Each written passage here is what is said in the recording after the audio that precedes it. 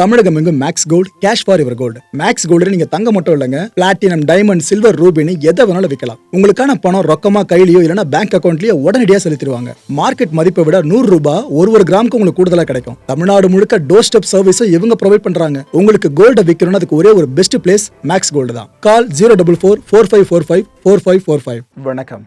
Big topic with Karthik Mayakumar. ஒருத்தர் cycle ஓட்டினா பயங்கர ட்ரெண்ட் ஆகுறாரு. இந்தியா முழுக்க அந்த செய்தி ட்ரெண்ட் ஆக்கப்படுது. இவரை பார்த்து பல பேர் ஆரம்பிப்பாங்கன்னு விஜய் சார் சைக்கிள் ஓட்டா நம்ம சொல்லுவோமா? எலெக்ஷன் டைமில் ஓட்டு போடுறதுக்கு முன்னாடி என்ன பண்ணார் அதெல்லாம் ஞாபகம் இருக்கா? இப்போ அதே விஷயத்தை திரும்ப கண்ணு முன்னாடி கொண்டு வந்திருக்காப்புல. ஆனால் ஒரு கட்டத்தில் ரசிகர்கள் அவரை நோக்கி படையெடுக்கிறத பார்த்ததும் சைக்கிளை போட்டு குடு குடு குடுன்னு வண்டியில் போயிட்டாப்புல. இவ்வளோ விஷயங்கள் குமரியில் நடந்திருக்கு. இதை பற்றி தான் முழுக்க பார்க்க போகிற நிகழ்ச்சியில் போகலாம். முடிஞ்சவங்க மீன் பிடிக்க கற்றுக்கிட்டு வாழட்டும், முடியாதவங்களுக்கு நாம மீன் பிடிச்சு கொடுத்து அவங்கள வாழ வைப்போம்.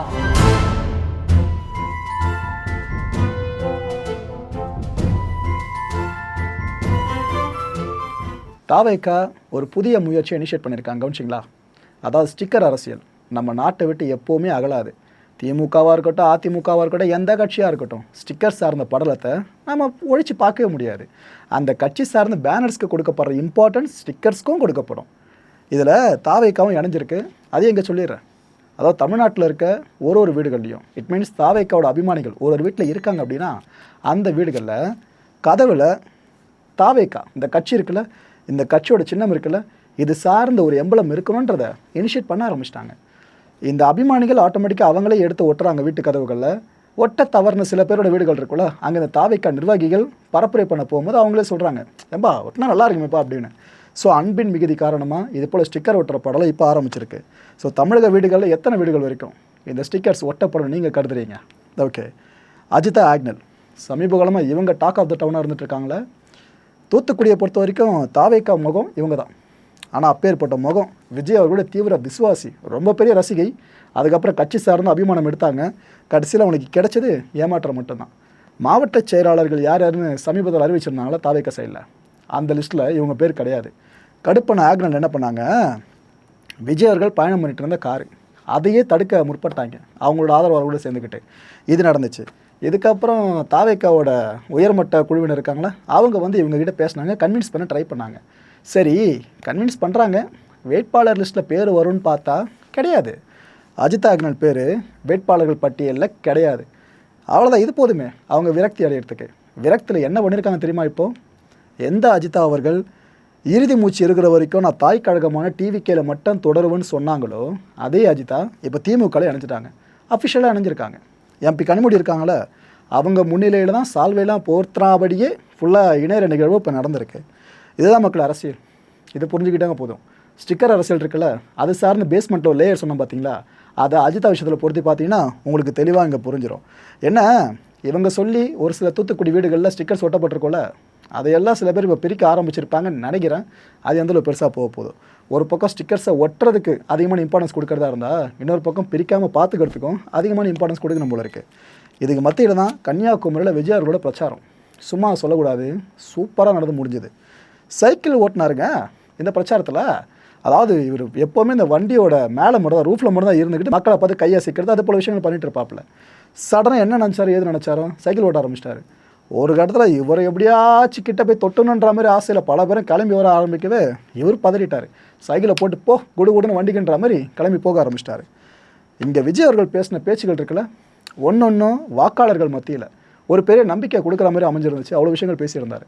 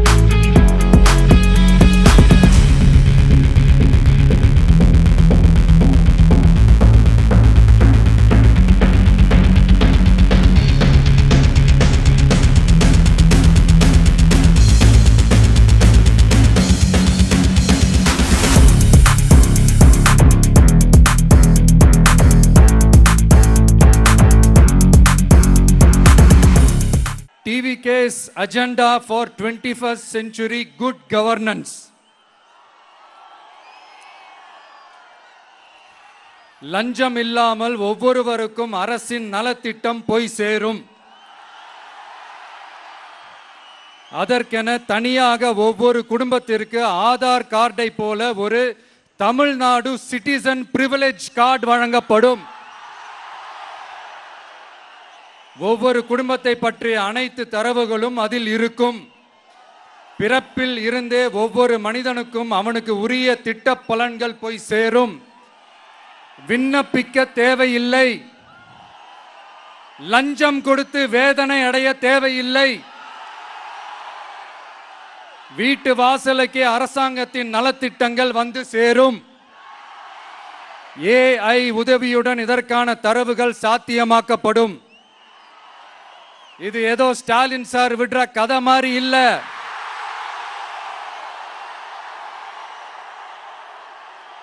அறிவியல் பூர்வமா சாத்தியமான ஒண்ணுதான் இப்ப நான் சொல்லிட்டு இருக்கேன். அதை நம்ம டிவிக்கு ஆட்சி உருவாக்கி காட்டும். அதாவது இதுவரைக்கும் இந்த கவர்மெண்ட் சிஸ்டத்துல இப்ப நீங்க ஏதாவது ஒரு கவர்மெண்ட் ஆபீஸுக்கு போய் ஒரு வேலை செஞ்சு கொடுக்க போய் கேட்டீங்கன்னா, இவங்களை பாரு அவங்கள பாரு, இப்ப வா அப்புறம் வா, இந்த டாக்குமெண்ட் சரியில்லை அந்த டாக்குமெண்ட் சரியில்லை, அதை எடுத்துக்கிட்டு வா இதை எடுத்துக்கிட்டு வான்னு இழுத்தடிச்சுக்கிட்டே இருப்பாங்க. அப்படிப்பட்ட இழுத்தடிக்கிறதுக்கு காரணம் வந்து டாக்குமெண்ட்ஸ் இல்ல, டப்பு லஞ்சம். இப்படிப்பட்ட ஒரு சிஸ்டம் வந்து அதுக்கு பேர் குட் கவர்னன்ஸ் இல்ல, ஹராஸ்மெண்ட். அதுக்கு பேர் ஹராஸ்மெண்ட். இந்த டப்புலாம் வாங்குறாங்கல்ல, இது சம்பந்தப்பட்ட அந்த ஆபீசருக்கு மட்டுமே போறதில்ல, சம்பந்தப்பட்ட அந்த மினிஸ்டருக்கும் ஒரு கட்டு போகுது.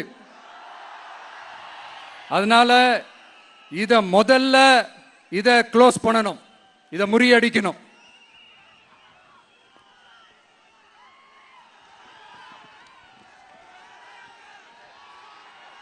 அடுத்தது, நமது அரசு அமைந்த 6 மாதங்களுக்குள் தமிழ்நாடு சேவை உரிமை சட்டம் ரைட்ஸ் டு சர்வீஸ் ஆக்ட் நிறைவேற்றப்படும். வெற்றி தமிழ்நாடு சூப்பர் ஆப் அப்படின்னு ஒன்று உருவாக்கப்படும். அதுல driving licence, ration card, birth certificate, scheme tracking, complaint filing வரை அனைத்தும் உங்கள் உள்ளங்கையிலேயே உங்கள் மொபைலிலேயே இருக்கும். இதில் எந்த சேவை தாமதமானாலும் அந்த அதிகாரி மீது நடவடிக்கை எடுக்கப்படும். மீண்டும் சொல்றேன், இடைத்தரகர் என்று எவரும் இல்லை, எவ்வித லஞ்சமும் இல்லை.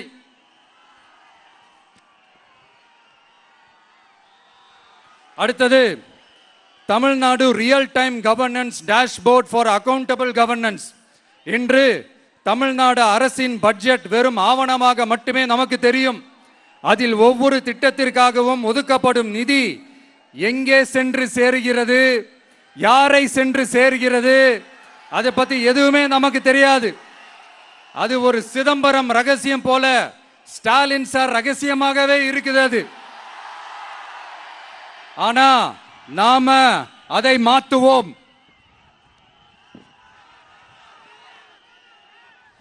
அடுத்தது, சிட்டிசன் as பார்ட்னர்ஸ் இன் கவர்னன்ஸ். நமது அரசியல் பொதுமக்கள் வெறும் வாக்காளர்களாக மட்டும் இருக்க தேவையில்லை. மாறாக பொதுமக்கள் அனைவரும் அரசின் பங்காளர்களாக இருப்பார்கள். மை வெற்றி தமிழ்நாடு .in என்ற இணையதளம் ஒன்று உருவாக்கப்படும். மாநிலத்தின் வளர்ச்சிக்கான யோசனைகளை பொதுமக்களும் முன்வைக்கலாம். கொள்கை முன்மொழிவுகளுக்கு வாக்களிக்கலாம். அரசு சேவைகளை மதிப்பிடலாம். நிதிநிலை அறிக்கை செலவினங்களை கண்காணிக்கலாம். மக்கள் அரங்கம் என்ற திட்டத்தின் மூலம் தமிழக வரலாற்றில் முதன்முறையாக குடிமக்கள் ஒரு முறையான டிஜிட்டல் தளம் மூலம் நேரடியாக சட்டமன்றத்தில் மனுக்களை சமர்ப்பிக்க முடியும். 10,000 சரிபார்க்கப்பட்ட கையொப்பங்களுடன் ஒரு மனு சமர்ப்பிக்கப்பட்டால் அதிகாரப்பூர்வ பதிலை அரசு அளிக்க வேண்டியது கட்டாயமாக்கப்படும். அடுத்தது, அதே மாதிரி 5 லட்சம் கையொப்பங்கள் கொண்ட மனு எனில் அது குறித்து தமிழக சட்டமன்றத்தில் கட்டாயமாக விவாதம் நடத்தப்படும். சட்டமன்ற கூட்டத்தொடரில் ஒரு முழு நாள் பொதுமக்கள் மனுக்களுக்கென்றே தனி நேரமாக ஒதுக்கப்படும். அடுத்தது, தமிழ்நாடு இந்தியாவின் செயற்கை நுண்ணறிவு மற்றும் டிஜிட்டல் தலைநகராக மாறும். AI and digital capital of India. 2035ஆம் ஆண்டுக்குள் செயற்கை நுண்ணறிவு இந்தியாவின் பொருளாதாரத்திற்கு 1.7 டிரில்லியன் அமெரிக்க டாலர் வரை சேர்க்கும் என்று மதிப்பிடப்பட்டுள்ளது. நமது பொறியியல் திறமையுடனும் நமது புலம்பெயர்ந்த சமூகத்துடனும் இந்த பொருளாதாரத்தை தனதாக்கிக் கொள்ளும் தனித்துவமான நிலையில் தமிழ்நாடு உள்ளது. ஆனால் இதை உலகளாவிய அளவில் நம்மை நேசிக்கும் தமிழர்கள் பலர் உள்ளதால் அவர்கள் துணையுடன் நமது செயல்பட்டால் மட்டுமே இது சாத்தியமாகும். தமிழ்நாட்டின் முதல் செயற்கை நுண்ணறிவு பல்கலைக்கழகத்தை ஏற்படுத்தி உலகளாவிய தொழில்நுட்ப நிறுவனங்கள் ஆராய்ச்சி ஆய்வகங்கள் மற்றும் புதுமையாளர்களை ஈர்க்கும் வகையில் செயற்கை நுண்ணறிவுக்கான உலகளாவிய மையமான AICTI TVK அரசு உருவாக்கும் முயற்சியில் நமது அரசு ஈடுபடும். மதுரை, கோயம்புத்தூர், சேலம் மற்றும் திருச்சியில் 1000 டீப் டெக் புத்தொழில் நிறுவனங்களுக்கு ஆதரவளிக்கும் வகையில் செயற்கை நுண்ணறிவு புத்தாக்க மையங்கள் அமைக்கப்படும். இதற்காக நமது TVK அரசு இந்தியாவின் முதல் செயற்கை நுண்ணறிவு அமைச்சகத்தை மினிஸ்ட்ரி ஆஃப் ஆர்டிபிஷியல் இன்டெலிஜென்ஸ் உருவாக்கும்.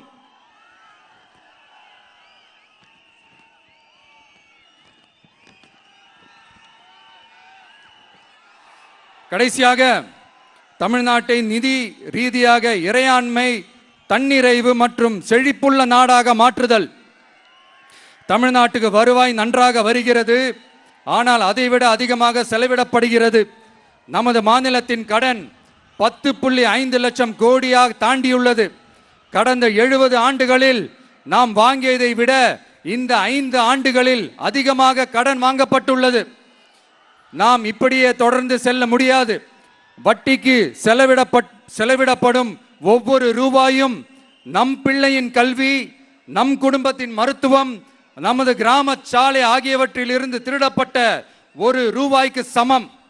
தமிழ்நாட்டை ஆண்ட ஒவ்வொரு கட்சியும் நம்மிடம் எங்களால் இதை சமாளிக்க முடியவில்லை என்றுதான் கூறியுள்ளது. ஆனால் உங்கள் TVKவின் பதில் மற்ற கட்சிகளிடம் இருந்து வேறுபட்டது. தமிழ்நாடு அரசால் தன் மக்களுக்கு சேவை செய்ய முடியாது என்பதை நாங்கள் ஏற்றுக்கொள்ள மாட்டோம். மக்களிடமிருந்து வரியாக ஒரு ரூபாய் கூட கூடுதலாக பெறாமல் அதிக வருவாய் ஈட்டி முறையாகவும் குறைவாகவும் செலவிட்டு முற்றிலும் புதிய வருவாய் வரும் வழிகளை உருவாக்குவதே நமது இலக்காகவும் பதிலாகவும் இருக்கும். இப்படி ஒரு ஆட்சி நமக்கு வேணும் தானே? இதுவரைக்கும் நம்மளை ஏமாத்தின இந்த அனுபவசாலிங்க ஆட்சி போதும் தானே? ஏப்ரல் 23ஆம் தேதி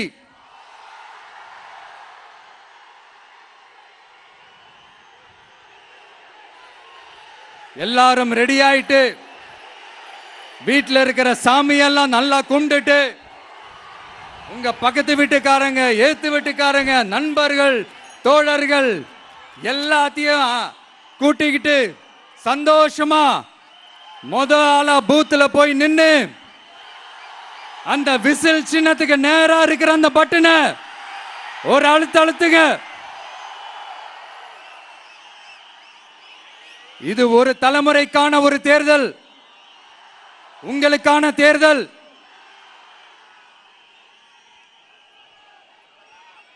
அத்தனை வழிகளையும் தாங்கிக்கிட்டு உங்களுக்காக மட்டுமே வந்திருக்கிறேன். ஒரு நாளும் பொய் சொல்லி உங்களை நான் ஏமாத்த மாட்டேன். இந்த 4 முனை போட்டி, 40 முனை போட்டி, எத்தனை முனை போட்டி, எத்தனை உருட்டினாலும் இங்க 2 முனை போட்டி தான். ஒன்னு TVK, இன்னொன்னு DMK. மக்கள் விரோத ஆட்சி நடத்துற ஸ்டாலின் சார் வேணுமா? மக்களை நேசிக்கிற உங்க விஜய் வேணுமா? அவ்வளவுதான் இந்த தேர்தலே. அதனால உங்க பிள்ளைக்கு, உங்க அண்ணனுக்கு, உங்க தம்பிக்கு, உங்க மகனுக்கு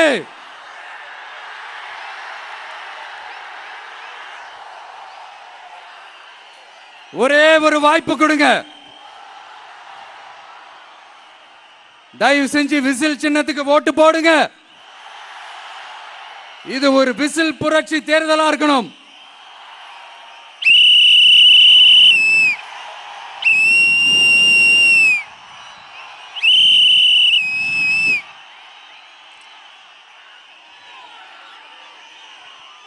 கான்பிடண்டா இருங்க, நல்லதே நடக்கும். வெற்றி நிச்சயம், வெற்றி நிச்சயம், வெற்றி நிச்சயம்.